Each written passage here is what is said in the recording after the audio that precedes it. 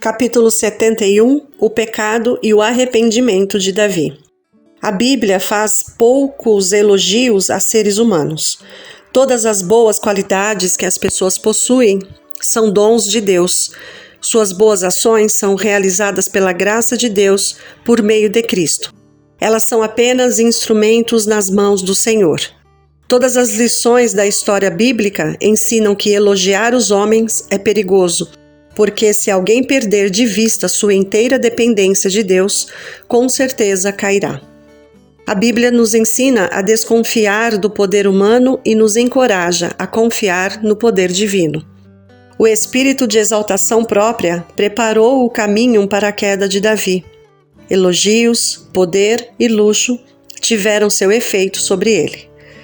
De acordo com os costumes dos reis orientais, crimes que não eram tolerados quando cometidos pelos súditos não eram considerados se cometidos pelo rei. Tudo isso fez com que Davi perdesse o senso da terrível malignidade do pecado. Ele passou a confiar na própria sabedoria e no próprio poder. Assim que Satanás conseguir separar uma pessoa de Deus, despertará os desejos impuros da natureza carnal. A obra do inimigo não começa de repente, com algo súbito e inesperado, mas com pequenas coisas, negligência em depender inteiramente de Deus, inclinação para seguir as práticas do mundo. Davi voltou para Jerusalém. Os sírios já haviam se rendido e parecia que a derrota completa dos amonitas era certa. Davi foi rodeado pela vitória e honra de seu sábio reinado. Naquele momento, o tentador aproveitou a oportunidade para ocupar sua mente.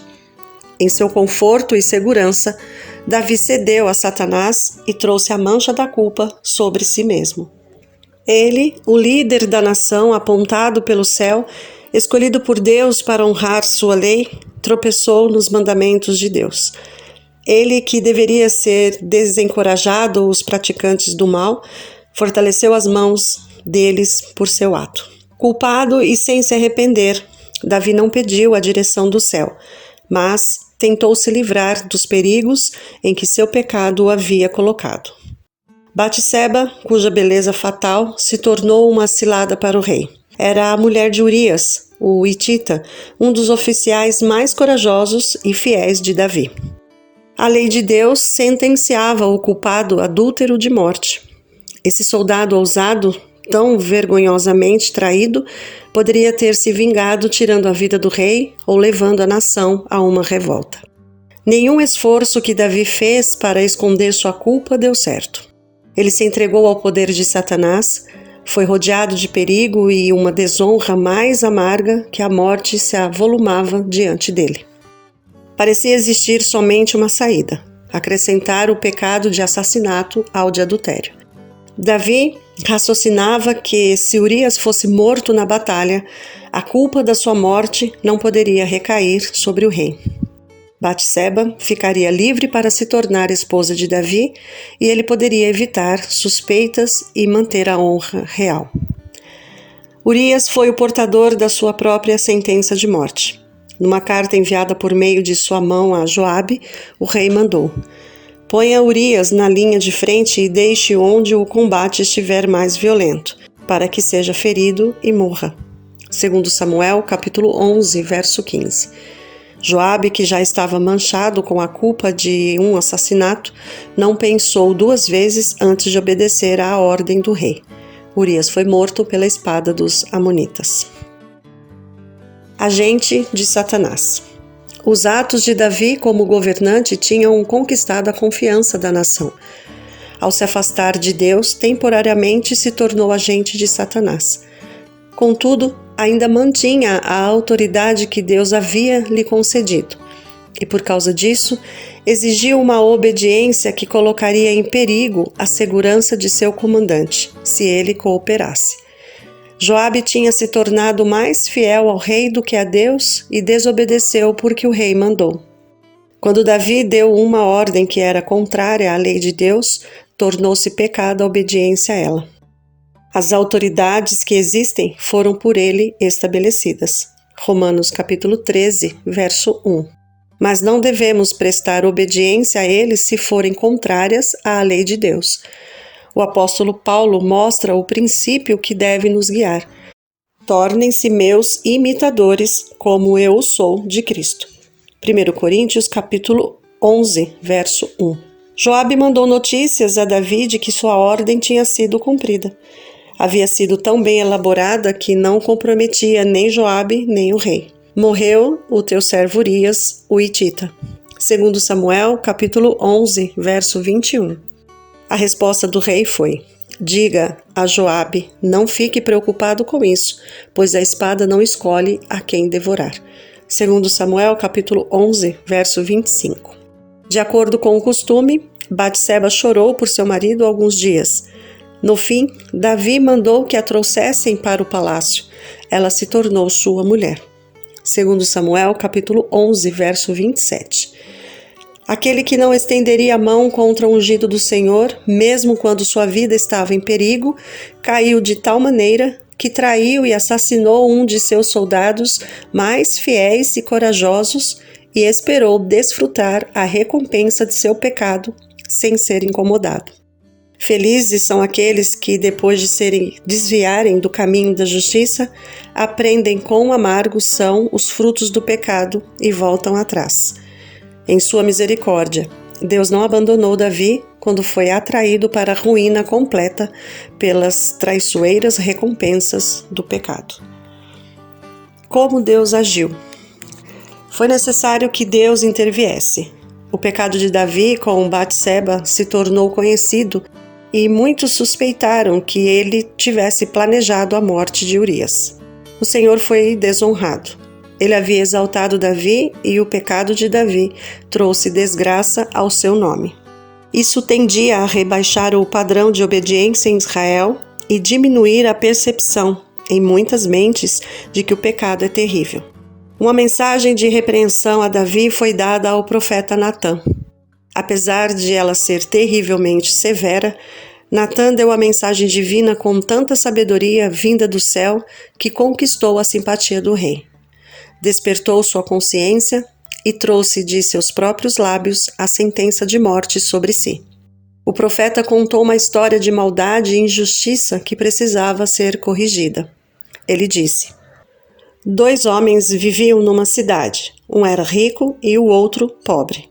O rico possuía muitas ovelhas e bois, mas o pobre nada tinha, senão uma cordeirinha que havia comprado. Ele cuidou dela, que cresceu com ele e com seus filhos. Comia junto dele, bebia do seu copo e até dormia em seus braços. Era como uma filha para ele. Certo dia, um viajante chegou à casa do rico e este não quis pagar uma de suas próprias ovelhas ou de seus bois para preparar-lhe uma refeição. Em vez disso, preparou para o visitante a cordeira que pertencia ao pobre. 2 Samuel capítulo 12, versos de 1 a 4. O rei ficou com raiva. Juro pelo nome do Senhor que o homem que fez isso merece a morte. Deverá pagar 4 vezes o preço da cordeira, porquanto agiu sem misericórdia. 2 Samuel capítulo 12, versos 5 e 6. Natã fixou os olhos no rei e disse solenemente: Você é esse homem. Por que você desprezou a palavra do Senhor, fazendo o que ele reprova? 2 Samuel capítulo 12, versos 7 a 9. O culpado pode tentar, como fez Davi, esconder seu crime dos outros, enterrar o mau ato da vista humana para sempre. Mas tudo está descoberto e exposto diante dos olhos daquele a quem havemos de prestar contas. Hebreus capítulo 4, verso 13. Natã disse: Você matou Urias, o hitita, com a espada dos amonitas e ficou com a mulher dele. Por isso, a espada nunca se afastará de sua família. De sua própria família trarei desgraça sobre você. Tomarei as suas mulheres diante dos seus próprios olhos e as darei a outro. Você fez isso às escondidas, mas eu o farei diante de todo Israel, em plena luz do dia. 2 Samuel capítulo 12, versos 9 a 12. A repreensão do profeta tocou o coração de Davi. A consciência foi despertada e ele viu quão grande era sua culpa. Com lábios trêmulos, ele disse: pequei contra o Senhor. 2 Samuel capítulo 12, verso 13. Davi havia cometido um pecado terrível, tanto contra Urias como contra Batseba, mas infinitamente maior era seu pecado contra Deus. Davi é castigado por seu pecado. Davi tremeu, com medo de que fosse rejeitado, considerado culpado e não perdoado pelo imediato juízo de Deus. Então uma mensagem foi enviada a ele pelo profeta: o Senhor perdoou o seu pecado, você não morrerá. 2 Samuel capítulo 12, verso 13. Ainda assim, a justiça tinha de ser preservada. A sentença de morte foi passada de Davi para o filho de seu pecado. Desse modo, o rei teve a oportunidade de se arrepender, embora o sofrimento e a morte da criança, como parte de sua punição, foi muito mais amargo para ele do que sua própria morte teria sido. Quando seu filho ficou doente, Davi suplicou por sua vida em jejum e profunda humilhação. Noite após noite, ele se prostrava com a dor de um coração quebrantado, intercedendo pelo inocente que sofria por culpa dele.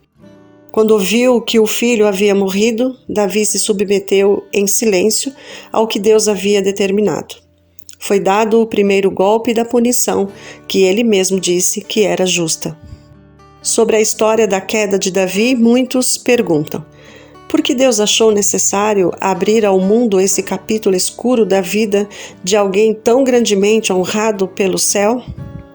Ateus e descrentes apontam para o caráter de Davi e dizem em tom de zombaria: esse é o homem segundo o coração de Deus. Dessa maneira, Deus e sua palavra têm sido blasfemados e muitos têm se tornado ousados no pecado dizendo ser religiosos. A história de Davi mostra que não há desculpa para o pecado.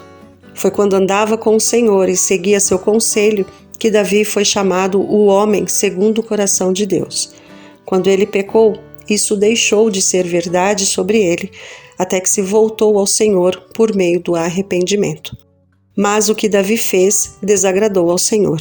2 Samuel, capítulo 11, verso 27. Apesar de Davi ter se arrependido de seu pecado, colheu o fruto mortal da semente que plantara. Os castigos que recebeu de Deus deram testemunho do quanto ele odeia o pecado. O próprio Davi ficou quebrantado de espírito pela consciência do seu pecado e de seus resultados de grande alcance. Ele se sentiu humilhado aos olhos de seus súditos.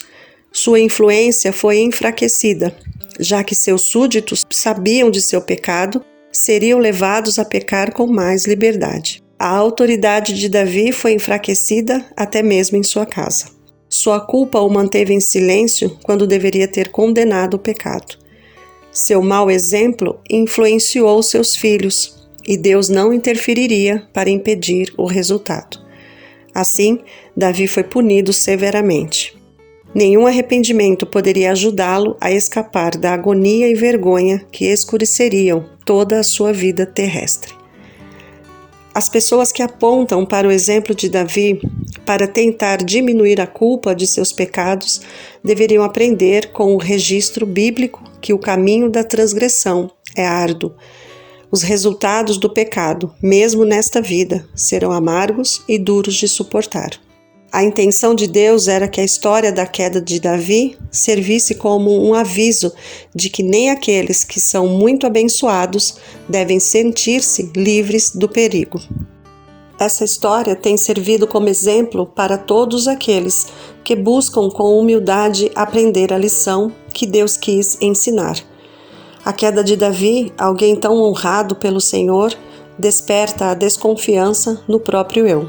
Sabendo que sua força e segurança podem ser colocadas somente em Deus, temem dar o primeiro passo em direção ao terreno de Satanás. Mesmo antes da sentença divina ser pronunciada contra Davi, ele começou a colher o fruto da transgressão. A agonia de espírito que ele suportou naquele momento é apresentada no Salmo 32. Enquanto eu mantinha escondidos os meus pecados, o meu corpo definhava de tanto gemer. pois dia e noite a tua mão pesava sobre mim. Minhas forças foram se esgotando como em tempo de seca. Salmo 32, versos 3 e 4. O Salmo 51 é uma expressão do arrependimento de Davi, quando a mensagem de repreensão vinda de Deus chegou até ele. Cria em mim um coração puro, ó Deus, e renova dentro de mim um espírito estável. Não me expulse da tua presença, nem tires de mim o teu Santo Espírito. Livra-me da culpa dos crimes de sangue, ó Deus, Deus da minha salvação. E a minha língua aclamará a tua justiça. Salmo 51, versos 10 a 14. Assim, o rei de Israel falou de seu pecado, seu arrependimento e sua esperança de perdão por meio da misericórdia de Deus. Desejava que outros fossem ensinados pela triste história de sua queda. Mais do que perdão. O arrependimento de Davi foi sincero. Não tentou fazer com que seu crime parecesse de menor importância, nem desejou escapar dos castigos anunciados. Enxergou a impureza de seu coração, odiou o seu pecado. Não foi somente por perdão que ele orou, mas por pureza de coração. Na promessa de Deus aos pecadores arrependidos, ele viu a evidência de seu perdão e aceitação. Os sacrifícios que agradam a Deus são um espírito quebrantado, um coração quebrantado e contrito, ó Deus, não desprezarás. Salmo 51, verso 17. Ainda que Davi tivesse caído, o Senhor o ergueu. Na alegria de seu livramento, ele cantou. Então, reconheci diante de ti o meu pecado e não encobri as minhas culpas. Eu disse, confessarei as minhas transgressões ao Senhor, e tu perdoaste a culpa do meu pecado.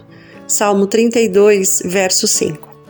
Davi se humilhou e confessou o seu pecado, enquanto Saul, ao contrário, desprezou a repreensão e endureceu o coração, tentando se justificar. Esse período da história de Davi é uma das mais fortes ilustrações dadas a nós sobre as lutas e tentações da humanidade e sobre arrependimento verdadeiro. Ao longo de todas as épocas, milhares dos filhos de Deus que foram entregues ao pecado se lembraram do arrependimento e confissão sinceros de Davi e se animaram a se arrepender e tentar novamente andar no caminho dos mandamentos de Deus. Todos os que se humilharem em confissão e arrependimento, como fez Davi, podem ter certeza de que existe esperança para elas. O Senhor nunca abandonará alguém que tenha se arrependido de verdade.